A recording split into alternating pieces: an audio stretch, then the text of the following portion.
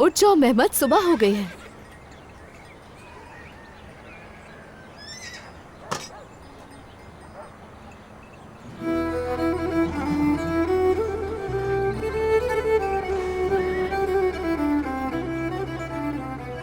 ज़ेलिश, उफ मेरी गर्दन।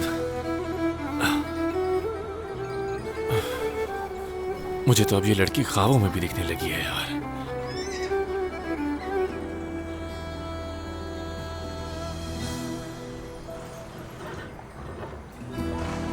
वाह वाह वाह वाह, चेक तो करो यार, ये अस्तबल तो 1 स्टार होटल बन गया है। बुलबुल, अपना खाना खाओ, ये मेरे लिए आया है। कहा ना हटो यहां से। माना कि हम दोस्त हैं, लेकिन हर चीज तो नहीं बांट सकते ना यार। अब ऐसे मत देखो मुझे, ज्यादा नाक चढ़ाने की जरूरत नहीं। हाँ,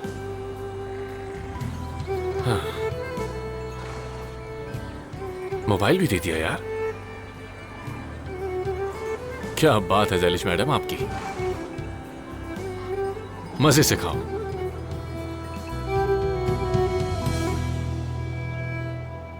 वो सही एंजॉय कर रहा है, और अगर हम कुछ ना करते तो उससे भी कुछ नहीं हो पाता। लेकिन फिर भी तुमने बहुत सख्ती दिखाई। थोड़ा बुरा उसे भी लगना चाहिए।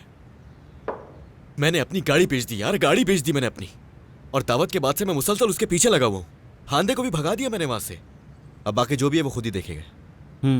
अच्छा, वैसे हांदे से याद आया, उसे एक बार फ़ोन कर लो। अगर उसे अकेला छोड़ दिया ना तो वो कुछ अजीब व गरीब सोचकर यहाँ तक पहुँच जाएगी, याद रखना।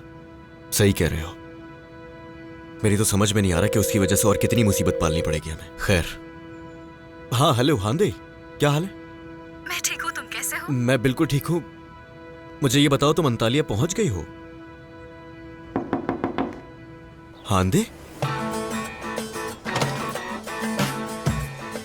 कैसा लगा मेरा सरप्राइज? चलो आ जाओ, बहुत काम है करने को। एक मिनट। हांदे, तुम यही थी क्या? हाँ, गई नहीं क्या?